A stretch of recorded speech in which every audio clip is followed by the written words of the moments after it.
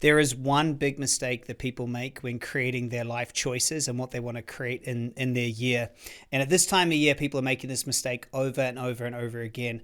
So often I'm talking to people and they've achieved what they set out that they thought they should achieve, the happy in life. And I was speaking to a friend just recently, and he's got what he wants in life. And he was brought to tears saying how happy and content he was, yet he didn't know what he was going to do next. And then another day later, I was talking to another friend of mine, and she was saying the same thing. See, so many of us make this mistake, and it leaves us to this place of unfulfillment. We set up all our goals and all our choices with this one error, and I want to make sure that you don't make this error. This one error is consistent throughout most of misery in life, and that is you set your goals up just to solve the problems that you currently are experiencing. Let me explain this, okay? It's very important, is that if you set up your choices, your goals, like make money, have health, have a relationship, only based on negative visions, a negative vision by definition is what it is that you don't want to experience. And so you have a negative vision of, I don't want to be broke, or I don't want to be this.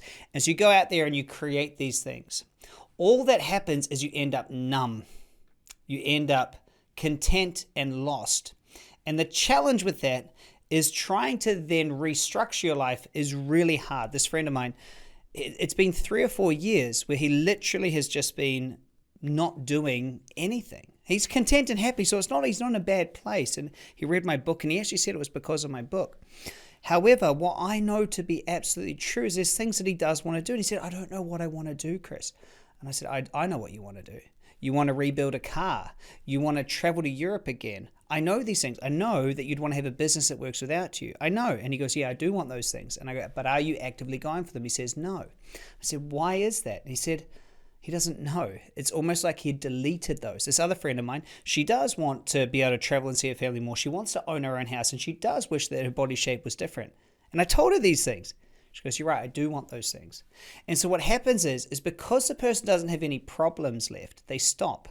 And it's because they oriented their whole life to just being focused on their past. And they look at their past and they notice what's there and what's a problem, and they want to overcome those problems. That habit becomes an identity, and eventually they're successful enough that they don't have any problems, but they don't have a life either. See, they don't have any problems, but they don't have a life either. So then they must learn to restructure, recreate, and refocus on what they actually want. And it is really difficult. So the one thing that we teach people to do is how they set up their morning. This millionaire morning ritual or superconscious morning ritual is a way to hook your consciousness into a future you. When you learn to hook your consciousness into it, you start pulling yourself to a future rather trying to run away from a past. And this one change will change your life dramatically. So here's how to do it. First off is to understand that right now in the present moment, you can either be informing how you should be by looking at who you've been or who you're becoming. Okay? So the present moment is made up from the invisible. And it's up to you whether or not you're informing the present moment on from your past self or your future. So the key is to understand, to open the wizard's gate and access your magnetic mind, is you can inform this moment right now based on a future you. And as soon as you do that, you choose who you're going to be. There are 4 choices that we make. We choose a life we love, we choose health and vitality, we choose to be the predominant creative force, and we choose to live our true nature and purpose. Now, these 4 choices are 4 things that you can always have. They're 4 things you'll never stop wanting to have. They are 4 things that you allow yourself to have regardless of your situation. You can love your life, you can be healthy, you can be the predominant creative force of your feelings and thoughts and emotions, and you can live true to your nature and purpose. So you can always have these 4. Once you realize that you're the one that can always have these 4, you stop giving your power away to problems and saying, if only I had this, or if I didn't have that person in my life or that. And so you allow yourself to let go of that mantra that you've been drumming into yourself. As soon as you let go of that, you rise above the chaotic mess, as the alchemist would say. You rise to a higher point of vibration because you realize that it's you that's allowing yourself to have everything that you want or don't want. This point or this place of no problem or the not problem is a really very open space to be and a powerful space. When you create this space, the next thing you must do is ask yourself, What would I love to create? What would be meaningful? What would be purposeful? What would be fun? What am I inspired to do? Now, these new ideas, they're very different to how your old goals would have been. And that's because there's nothing forcing you to come up with these ideas.